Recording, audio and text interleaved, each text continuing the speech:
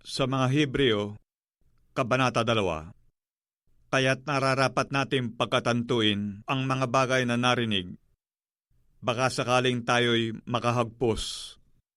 Sapagkat kung ang ipinangusap na salita sa pamamagitan ng mga anghel ay nagtibay, at ang bawat pagsalangsang at pagsuway ay tumanggap ng matuwid na parusa na kabayaran, paanong makatatanan tayo kung ating pabayaan ang ganitong dakilang kaligtasan? Na ipinangusap ng Panginoon noong una ay pinatunayan sa atin sa pamamagitan ng mga nakarinig. Napawang sinasaksihan naman ng Diyos na kasama nila sa pamamagitan ng mga tanda at mga kababalaghan at ng saganang kapangyarihan at ng mga kaloob ng Espiritu Santo ayon sa kanyang sariling kalooban. Sapagkat hindi niya ipinasakop sa mga anghel ang sanglibutang darating na siya naming isinasaysay. Ngunit pinatunayan ng isa sa isang dako na sinasabi, "Ano ang tao upang siya'y inyong alalahanin? O ang anak ng tao upang siya'y inyong dalawin? Siya'y ginawa mong mababa ng kaunti kaysa mga anghel. Siya'y pinutungan mo ng kaluwalhatian at ng karangalan, at siya'y inilagay mo sa ibabaw ng mga gawa ng iyong mga kamay. Inilagay mo ang lahat ng mga bagay sa pagsuko sa ilalim ng kanyang mga paa. Sapagkat nang pasukin niya ang lahat ng mga bagay sa kanya, ay wala siyang iniwan na di sumuko sa kanya.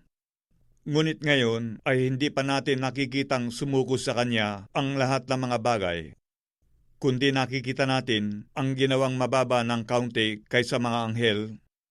Sa makatwid ay si Jesus, na dahil sa pagbata ng kamatayan ay pinutungan ng kaluwalhatian at karangalan, upang sa pamamagitan ng biyaya ng Diyos ay lasapin niya ang kamatayan dahil sa bawat tao, sapagkat marapat sa kanya na pinag-ukulan ng lahat ng mga bagay, at sa pamamagitan niya ang lahat ng mga bagay, sa pagdadala ng maraming anak sa kaluwalhatian na gawing sakdal siyang may gawa ng kaligtasan nila sa pamamagitan ng mga sakit.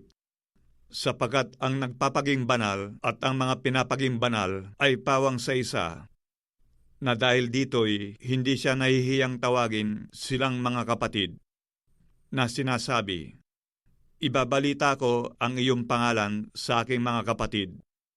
Sa gitna ng kapisanan ay aawitin ko ang kapurihan mo.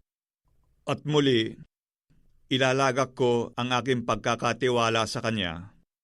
At muli, narito, ako at ang mga anak na ibinigay sa akin ng Diyos, dahil sa ang mga anak ay mga may bahagi sa laman at dugo, siya na may gainding nakabahagi sa mga ito, upang sa pamamagitan ng kamatayan ay kanyang malipol yaong may paghahari sa kamatayan.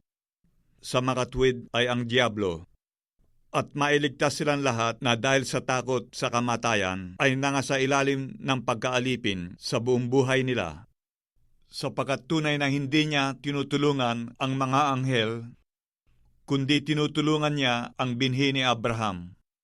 Kaya't nararapat sa kanya na sa lahat ng mga bagay ay matulad sa kanyang mga kapatid, upang maging isang dakilang saserdoteng maawain at tapat sa mga bagay na nauukol sa Diyos, upang gumawa ng pampalubag loob patungkol sa mga kasalanan ng bayan.